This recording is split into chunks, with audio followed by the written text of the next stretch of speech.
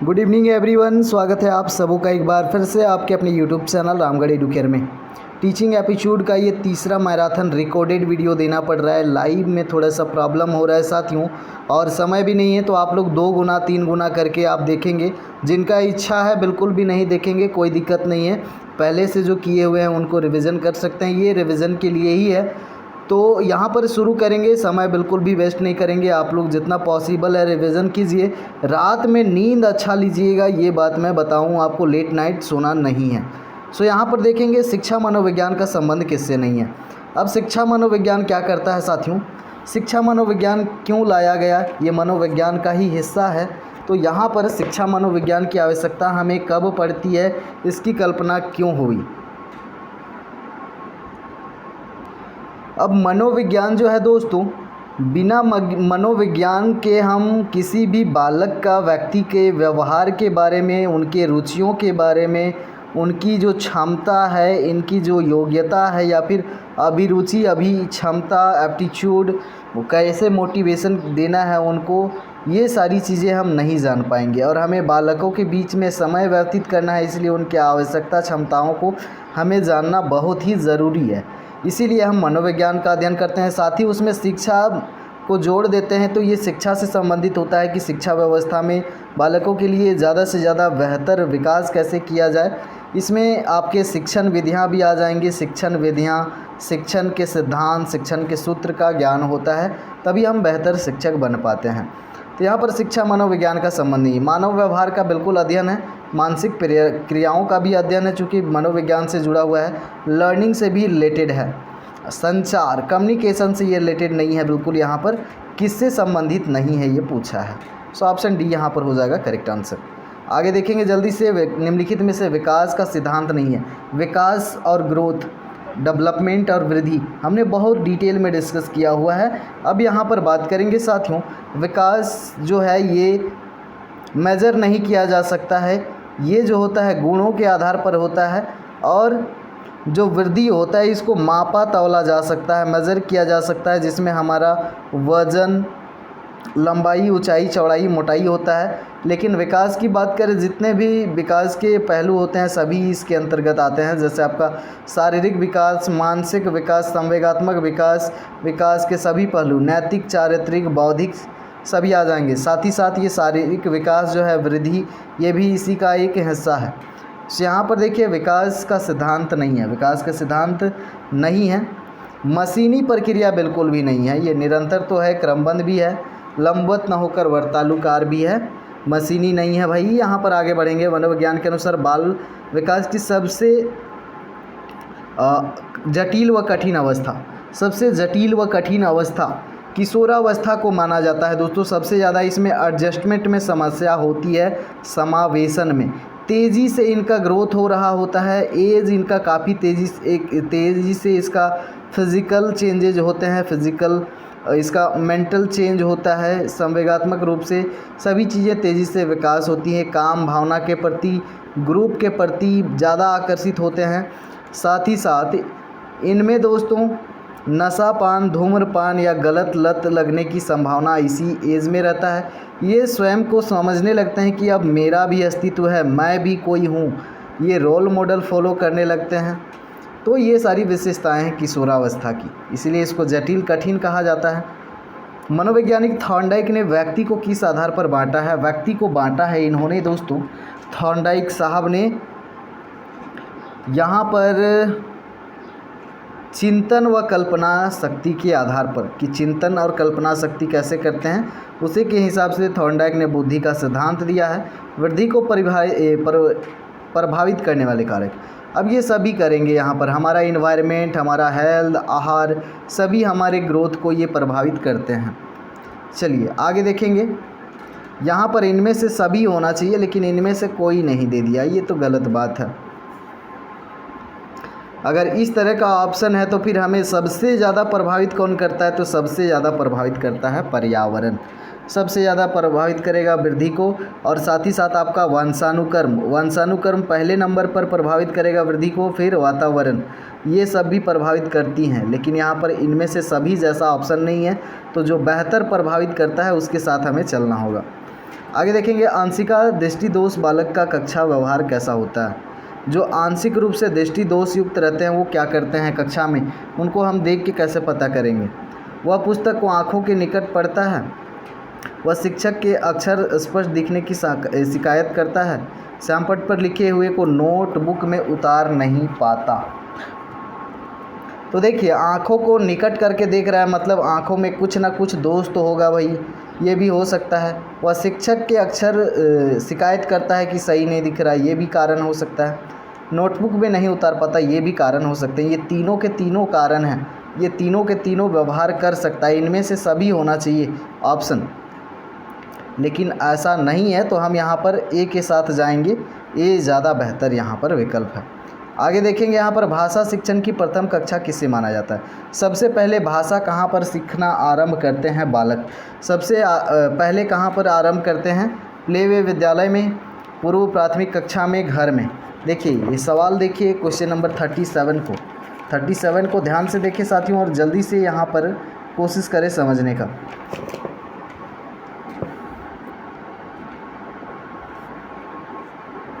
चलिए यहाँ पर जो करेक्ट आंसर हो जाएगा आपका प्रथम कक्षा भाषा शिक्षण का। देखिए दो चीज़ है, एक यहाँ पर भाषा शिक्षण और एक होता है भाषा अर्जन। तो अर्जन जो करते हैं, जो अर्जित हम करते हैं, ये जो है ग्रामेटिकली नहीं होता है, हम ग्रामर के अकॉर्डिंग नहीं सीखते हैं। जो हम घर परिवार माहौल अगल बगल से सीखते हैं वो भाषा अर्जन कहलाता है, न कि भाषा शिक्षण या भाषा अधिगम कहलाता है। तो ये यहाँ पर हम नहीं लेंगे घर को, वहाँ पर भी ज़्यादा ध्यान नहीं दिया जाता है। प्ले वे विद्यालय में भाषा शिक्षण पर बल नहीं दिया जाता है, वहाँ पर पूर्व प्राथमिक कक्षा हो जाएगा यहाँ पर करेक्ट आंसर, भाषा शिक्षण की प्रथम कक्षा। चलिए आगे देखेंगे भाषा शिक्षण की प्रथम कक्षा हो गया। प्रयास व त्रुटि का महत्वपूर्ण सिद्धांत, प्रयास हम करेंगे, त्रुटि होगा, तो ट्रायल एंड एरर मेथड इसको भी कहा जाता है। तो यहाँ पर जो करेक्ट आंसर हो जाएगा, ये किस पर आधारित है, लक्ष्य पर ही आधारित है। हम लक्ष्य के प्राप्ति के लिए हम लगातार क्या कर रहे हैं, लगातार प्रयासरत हैं, और प्रयास के दौरान त्रुटियाँ भी हो रही हैं, त्रुटियाँ हो रही है तो हम सीखते भी जा रहे हैं, लर्निंग भी करते जा रहे हैं, और भी सुधार की आवश्यकता, सुधार भी करते जा रहे हैं, और लक्ष्य की ओर अग्रसर होते जा रहे हैं। शिक्षक को गृह कार्य की जांच करनी चाहिए, गृह कार्य की जांच नियमित करनी चाहिए। होमवर्क जो होता है दोस्तों, सेल्फ स्टडी का जो गुण है, आदत है, उसको विकसित करने के लिए किया जाता है। ऐसा नहीं कि इसको बोझ के रूप में, पेरेंट्स को भी चेक करना चाहिए होमवर्क को, ताकि पता चले कि बच्चा कितना प्रोग्रेस कर रहा है। बुरी आदतों को सुधारा जा सकता है कैसे, डांट डपट करेंगे तो उग्र हो जाएंगे, दोषारोपण भी करेंगे तो उग्र होंगे, हीन भावना कुंठित होंगे। सो यहाँ पर अनुबंधन द्वारा हम उनको सुधार कर सकते हैं। आगे देखेंगे शिक्षक की दृष्टि से निम्नलिखित में से कौन सी अवस्था महत्वपूर्ण, सबसे महत्वपूर्ण अवस्था शिक्षक की दृष्टि से, तो शिक्षक की दृष्टि से भाई साहब ये शैशवावस्था से ही तो स्कूल जाना प्रारंभ करते हैं। सभी अवस्थाएँ महत्वपूर्ण हैं अपने अपने जगह में। आगे देखेंगे शिक्षा की दृष्टि से निम्नलिखित में से कौन सी अवस्था महत्वपूर्ण है, तो ये सभी अवस्थाएं महत्वपूर्ण हैं। शारीरिक विकास की दृष्टि से बाह्य परिवर्तनों में कौन सम्मिलित है।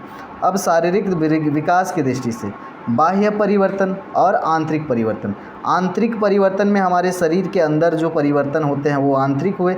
जो बाह्य परिवर्तन जो दिखाई देते हैं हमारे बॉडी में, जिसमें लंबाई ऊंचाई तो होगा ही, साथ ही साथ यहाँ पर आपका सम्मिलित नहीं है, पूछा है भाई। देखिए तो शारीरिक विकास में लंबाई चौड़ाई तो होगा, शारीरिक अनुपात में वृद्धि ये तो आपका ब्राहा ही होगा। मानसिक योग्यता ये आपका आंतरिक होता है, आंतरिक परिवर्तन। तो यहाँ पर नहीं पूछा है, डी हो जाएगा आपका। मनुष्य को जो भी बनना पड़ता है 4-5 वर्षों में बन जाता है, किसका कहना है ये, किसका कहना है। बचपन में ही हम अंदाज़ा लगाने लगते हैं कि ये बच्चा ये बनेगा, ये आगे चलकर ये करेगा, ऐसा कथन है ये सिगमंड फ्राइड का। ऑप्शन यहाँ पर होगा आपका बी। आगे देखेंगे यहाँ पर शैशवावस्था होती है, शैशवावस्था में यहाँ पर 5 वर्ष तक, उसके बाद की अब बाल्यावस्था आता है। मानव के गर्भित अंडाणु में कितने जोड़े क्रोमोसोम, कितने जोड़े पूछ रहा है, जोड़े कितने जोड़े होते हैं, 46 जोड़े टोटल आपके 23 टोटल होते हैं 46। चलिए आगे देखेंगे आनुवंशिकता का नियम, तो सभी ने पढ़ा है आनुवंशिकता का नियम।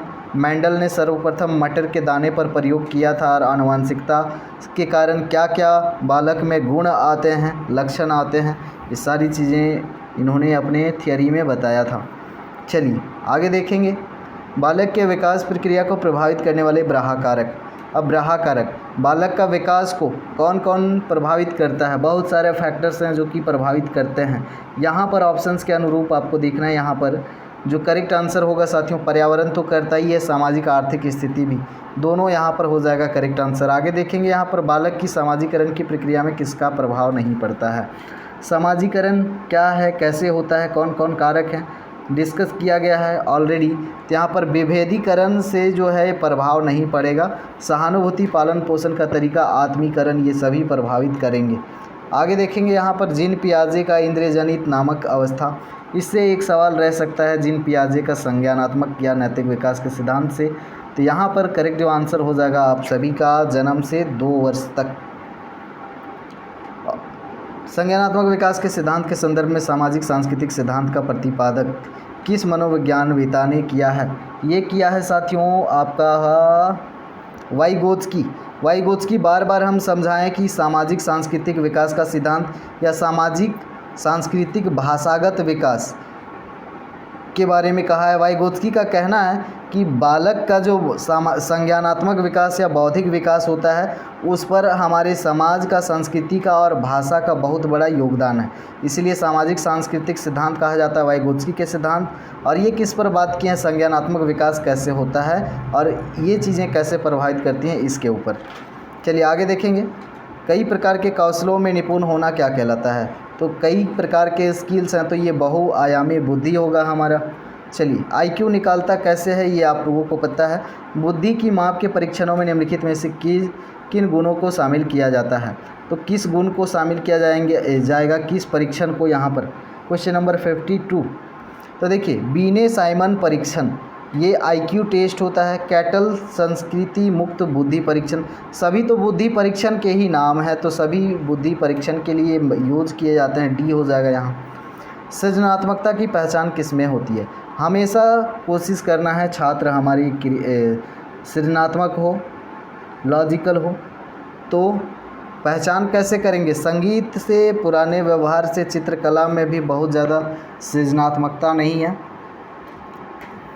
सबसे बेहतर विकल्प है यहाँ पर नवीन परिणाम। नवीन परिणाम दिख रहे हैं मतलब सृजनात्मकता हो रही है। आगे देखेंगे। वास्तविक भाषा अभिव्यक्ति में निम्नलिखित में से कौन सा सम्मिलित नहीं है?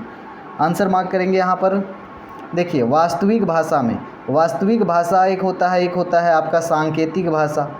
सांकेतिक भाषा जो हमें हाव भाव, अपने बॉडी के पार्ट्स, हाथ, आँख, कान, इशारों से संकेत के द्वारा करते हैं, तो ये वास्तविक भाषा नहीं है। ये वास्तविक भाषा नहीं है, ये सांकेतिक भाषा है। तो वास्तविक भाषा में शब्द भंडार, शुद्ध उच्चारण, वाक्य निर्माण तो होगा, ये नहीं होगा। विचार का विकास कब होता है? विचार का विकास कब होता है? विचार पहले आते हैं कि भाषा पहले आता है? क्या होता है? अब किसी भी चीज़ को सोचने समझने के लिए सबसे ज़रूरी क्या है? भाषा। बिना भाषा आप कुछ मन ही मन सोचे तो आप जो भी कुछ सोचेंगे कोई ना कोई भाषा के ज़रिए ही सीखेंगे। अगर हिंदी बोलते हैं तो हिंदी भाषा के थ्रू ही हम किसी की चीज़ को सोचेंगे। इसीलिए माना जाता है कि पहले भाषा विकास होता है, भाषा के द्वारा ही हम किसी भी चीज़ पर विचार विमर्श कर सकते हैं भाई। तो B होगा यहाँ पर करेक्ट आंसर। एक समूह से दूसरे समूह के औसत से मानसिक या शारीरिक विशेषताओं का विचलन ही व्यक्तित्व विभिन्नता है। कथन किनका? व्यक्तिगत विभिन्नता बहुत इंपॉर्टेंट टर्म है ये। 56 का यहाँ पर करेक्ट आंसर हो जाएगा आपका जेम्स ड्रेवर भाई साहब।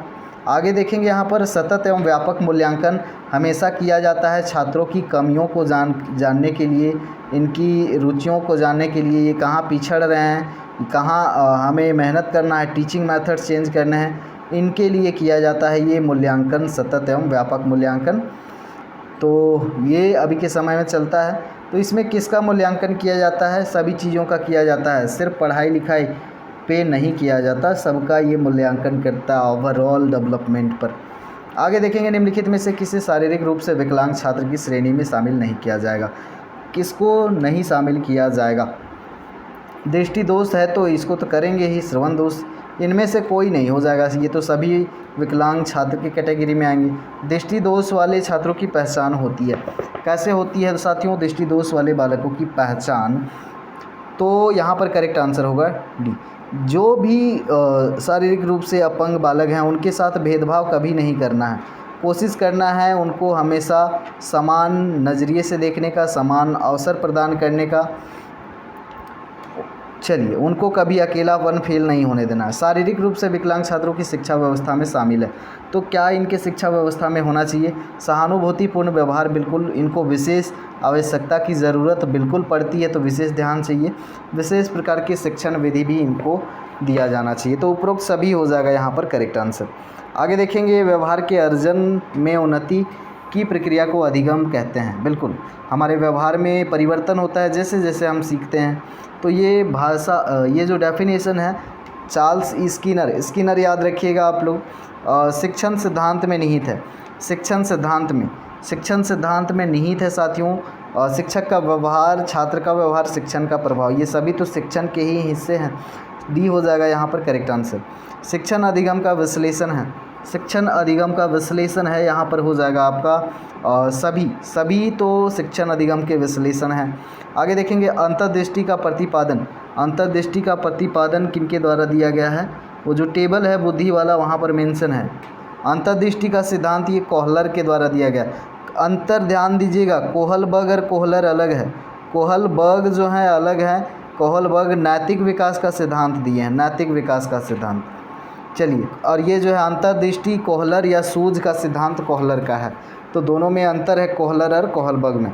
अधिगम या सीखने की प्रमुख विधियाँ, सीखने की या अधिगम की प्रमुख विधियाँ, तो देखिए सबसे पहला जो विधि दिया हुआ है प्रयास भूल के नियम, ये भी सीखने की विधि है।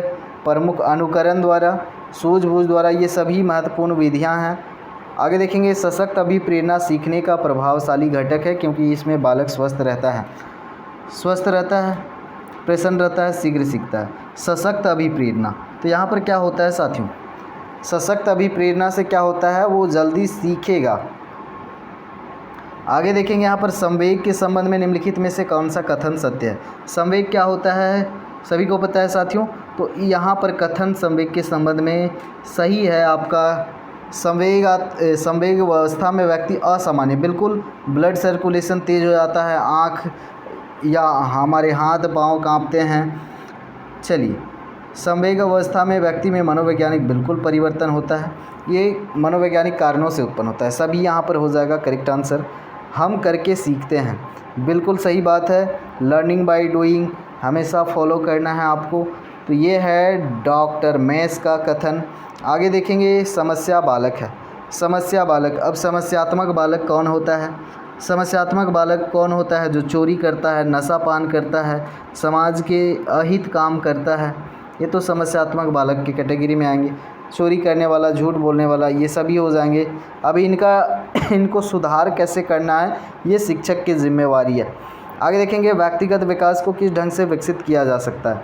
जो व्यक्तिगत विकास है आपका, उसको कैसे विकसित करेंगे? व्यक्तिगत विकास करना है तो व्यक्तिगत रूप से उनके कमियों को, उनके योग्यता क्षमता उनको जानना होगा, तभी तो उनको हम कर पाएंगे दूर, और फिर विकास कर पाएंगे।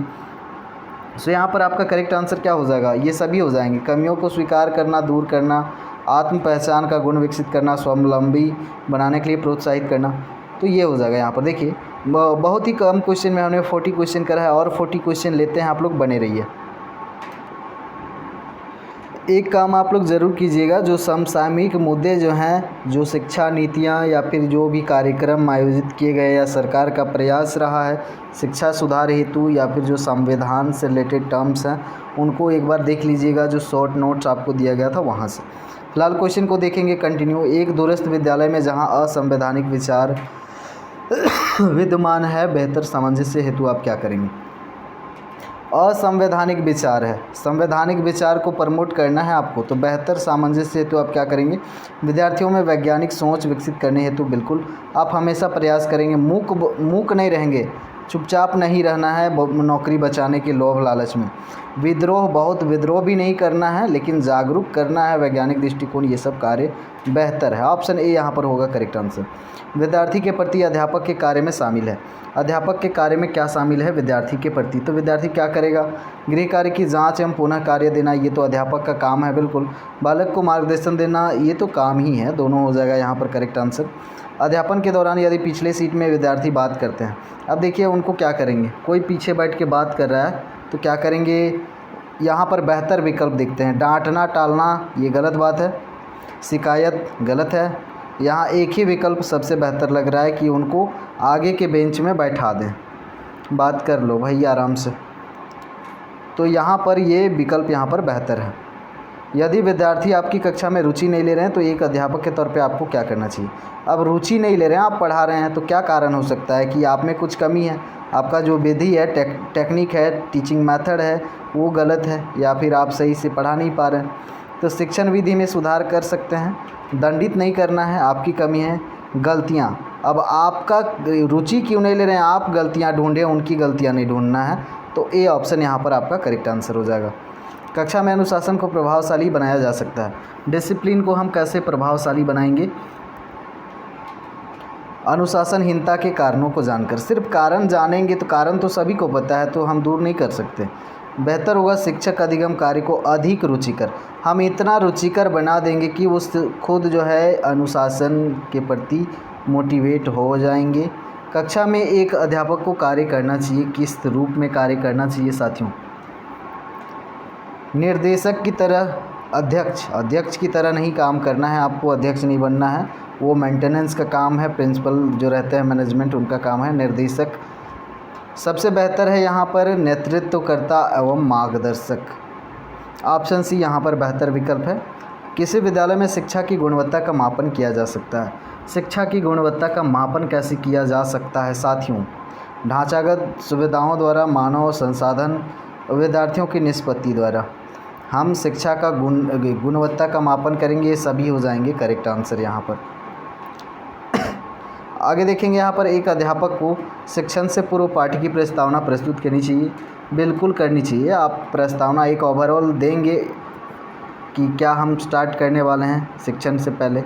अपनी भाषा पर पकड़ होनी चाहिए, अच्छी बात है, विषय पर भी पकड़ होनी चाहिए। तो ये सभी कार्य सही हैं यहाँ पर।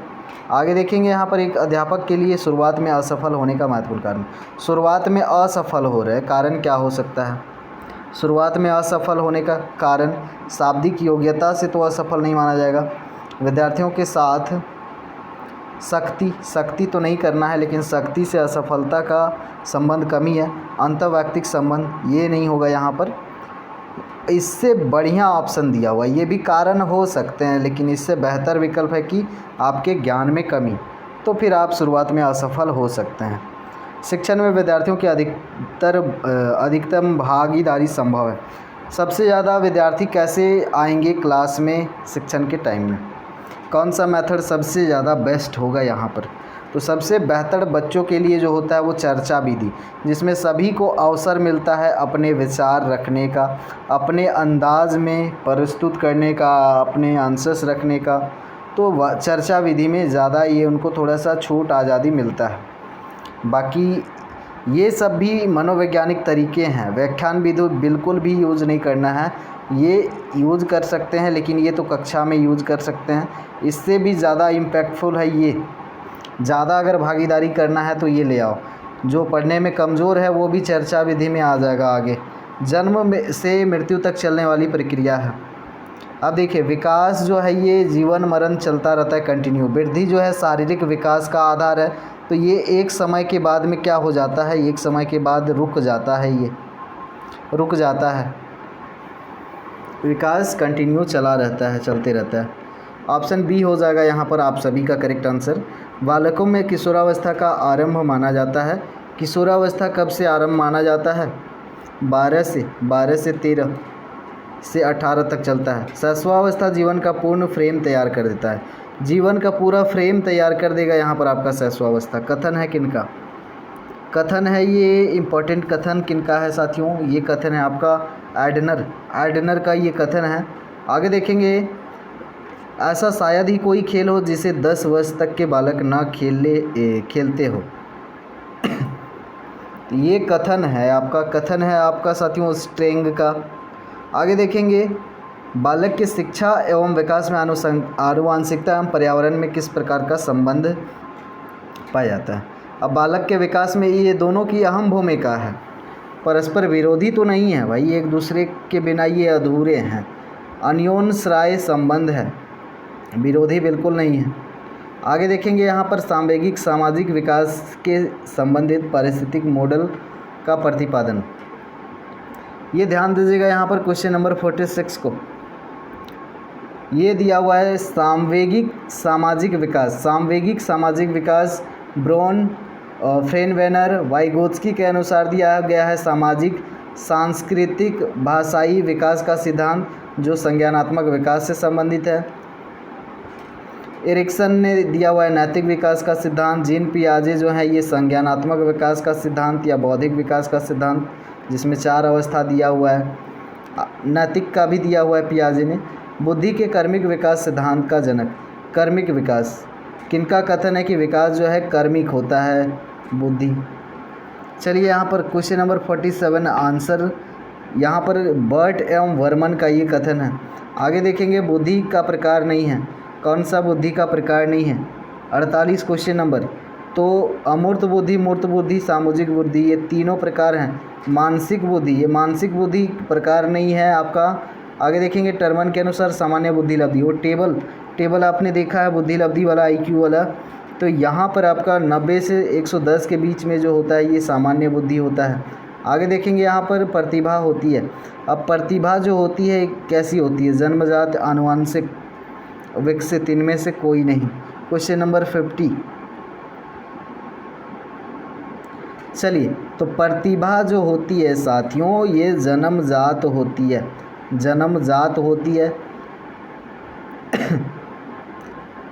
प्रतिभा जन्मजात होती है। आनुवंशिकता का असर होता है, प्रभाव होता है कि आनुवंशिकता के कारण वो जो गुण है स्थानांतरित होते हैं, तो प्रतिभा जन्मजात होती है, विकसित नहीं होती है। आगे देखेंगे यहाँ पर मानसिक स्वास्थ्य विज्ञान को आरंभ करने का श्रेय, मानसिक स्वास्थ्य विज्ञान किन्होंने शुरू किया, श्रेय जाता है ये C.W. बियर्स को जाता है। आगे देख लेंगे प्रतिभाशाली बालकों की शिक्षा व्यवस्था का स्वरूप है। जो प्रतिभाशाली बालक हैं इनके लिए कैसा व्यवस्था किया गया है, तो इनके लिए योग्य शिक्षक चाहिए, विशिष्ट विद्यालय चाहिए, विशिष्ट पाठ्यक्रम भी चाहिए, ये सभी हो जाएगा यहाँ पर करेक्ट आंसर। आगे देखेंगे यहाँ पर कोहलर ने अपना अधिगम सिद्धांत प्रतिपादित करने के लिए प्रयोग किया।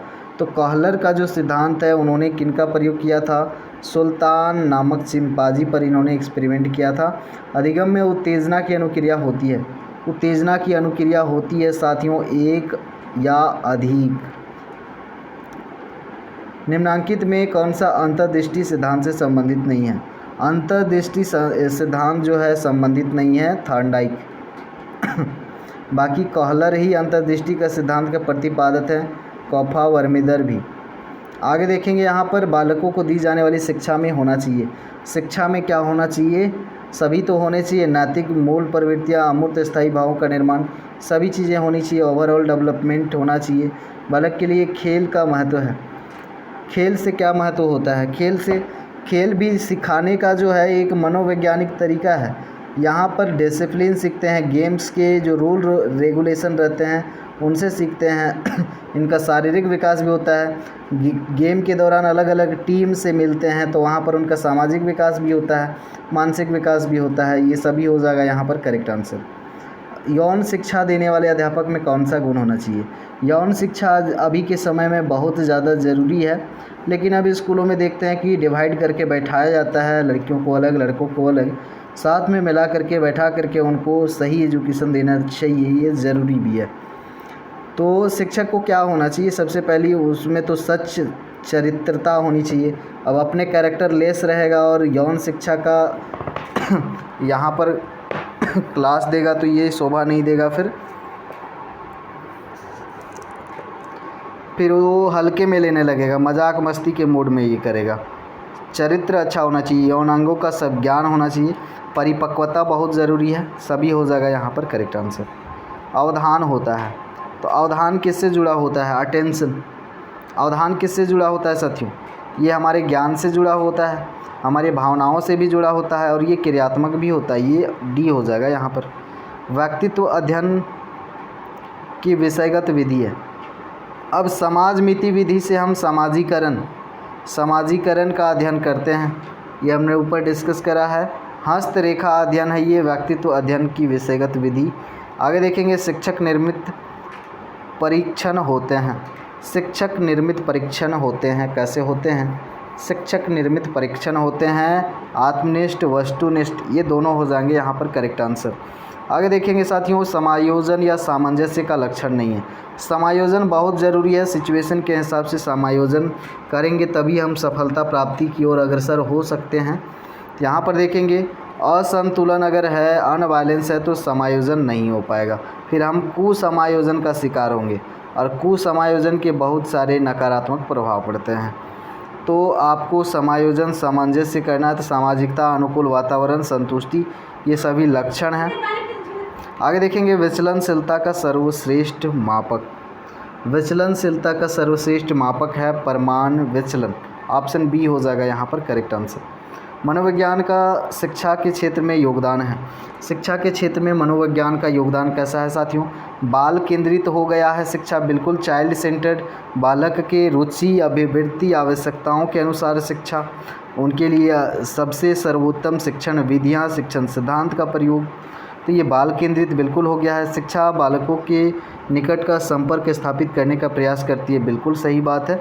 शिक्षक को छात्रों की आवश्यकता का ज्ञान हो सकता है, बिल्कुल मनोविज्ञान के द्वारा ही तो ये संभव हुआ, ये सभी हो जाएगा यहाँ पर करेक्ट आंसर। आगे देखेंगे जर्मन भाषा में बच्चों के स्कूल को किंडरगार्टन कहा जाता है। किंडरगार्टन साथियों ये फ्रॉवेल के द्वारा दिया गया है। फ्रॉवेल किंडरगार्टन का concept, Froebel LKG UKG, lower kindergarten और अपर किंडरगार्टन। बच्चों का जो है ये बगीचा, जहाँ फर्स्ट टाइम जाते हैं, प्ले वे मेथड से यहाँ सिखाया जाता है, इनको बर्डन नहीं दिया जाता। चलिए आगे देखेंगे यहाँ पर आंसर, आप लोग पहले देख लें। आंसर ये हो जाएगा फूलवारी। किंडरगार्टन किसको? फूलवारी। आगे देखेंगे यहाँ पर निम्नांकित में से मनोविज्ञान की अध्ययन विधियाँ। मनोविज्ञान की अध्ययन विधियाँ, मनोविज्ञान का अध्ययन करना है, आप सेंस का यूज़ करके वो ऑप्शन एलिमिनेट कर सकते हैं। तो प्रयोगात्मक, विकासात्मक तो ये नहीं है, व्यक्ति इतिहास से संबंधित नहीं है, ये अंतर्दर्शन विधि यहाँ पर होगा प्राचीन विधि करेक्ट आंसर। देखिए एग्ज़ाम में आप 2 ऑप्शंस में कन्फ्यूज़न है तभी आप अटेम्प्ट ले सकते हैं, चारों के चारों अगर नहीं आ रहा है तो भैया उसको खाली छोड़ना है। चलिए आगे देखेंगे बच्चों को वर्ग में केंद्रित करने हेतु। बच्चों को वर्ग में केंद्रित करने हेतु क्या करना है? आपको वर्ग में केंद्रित करना है, कक्षा में उनको केंद्रित करके रखना है। अब कक्षा में कैसे आप एक्टिविटी करेंगे, क्या उनके साथ बात करेंगे, आपका पहनावा क्या होना चाहिए, इस सारी चीज़ों को आपको ध्यान में रखना है। शैक्षिक वातावरण बच्चों के अभिरुचि के अनुकूल होना चाहिए, बिल्कुल सही बात है। हाँ, हमेशा ध्यान रखें कि अनुशासन कठोर या दंडात्मक ना हो, उनके पोशाक की व्यवस्था होनी चाहिए, उपरोक्त सभी। तो यहाँ पर ये सभी हो जाएगा आपका करेक्ट आंसर। आगे देखेंगे द टीचर्स हेल्थ नामक पुस्तक। टीचर्स हेल्थ नामक पुस्तक लिखा गया है यहाँ पर टर्मन के द्वारा। आगे नेक्स्ट देखते हैं साथियों, संघर्ष का अर्थ है विरोध, विपरीत इच्छाओं में तनाव के परिणाम स्वरूप उत्पन्न होने वाली कष्टदायक संवेगात्मक दशा। यह कथन किस मनोवैज्ञानिक का है? ये है साथियों आपका Douglas M Holland. Option A हो जाएगा यहाँ पर करेक्ट आंसर। अति शीघ्र सीखने का प्रभावशाली घटक, अति शीघ्र सीखने का प्रभावशाली घटक यहाँ में से कौन सा है? तो अति शीघ्र सीखने का प्रभावशाली घटक है साथियों आपका अभिप्रेरणा, मोटिवेशन, ब्राहा प्रेरणा, आंतरिक प्रेरणा हमने डिस्कस किया हुआ है, किससे नकारात्मक सकारात्मक प्रभाव पड़ते हैं। हम किसी भी चीज़ को सीखना है तो सबसे पहले हमें प्रेरित होना होगा, चाहे वो आंतरिक रूप से होवे या ब्राहा रूप से होवे। आपको हमेशा लिंग के आधार पर भेदभाव नहीं करना है कक्षा में। अगर देखते हैं अगर क्या कोई कार्यक्रम हो रहा है तो साफ़ सफाई या फिर झाड़ू वगैरह काम रहता है, लड़कियां करेंगी, किसी का स्वागत करना है, स्वागत गीत गाएंगी लड़कियां करेंगी, तो वो भी एक भेदभाव ही है, लिंग भेदभाव ही है। ऐसा नहीं कि लड़के भी कर सकते हैं। अगर कोई एक्सपेरिमेंट करवाया जा रहा है साइंस लेबोरेटरी में, तो जो उपकरण है या इंस्ट्रूमेंट हैं उनको ऑपरेट कर रहे हैं लड़के, और लड़कियों को दिया जा रहा है कि आप लोग नोट करो रिज़ल्ट को, तो वहाँ भी भेदभाव हो रहा है लिंग के आधार पर। तो ऐसा हरगिज़ नहीं है। ऐसा नहीं कि लड़कियाँ का हैंड राइटिंग बढ़िया होता है, लड़कों का कम होता है, लड़के मैथ में तेज़ होते हैं, तो लिंग के आधार पर भी भेदभाव कक्षा में बिल्कुल नहीं होना चाहिए। बाकी इतना ही। आप सभी को एग्ज़ाम के लिए ऑल द बेस्ट। आप लोग कल पेपर भेजिएगा आराम से, उसका रिव्यू हम लोग आराम से करेंगे, टेंशन लेने की कोई बात नहीं है। सभी साथी अच्छे से एग्ज़ाम दीजिए, टाइम से पहुंचिए। शुभकामनाएं आप सभी को। धन्यवाद दोस्तों, नमस्कार, जोहार।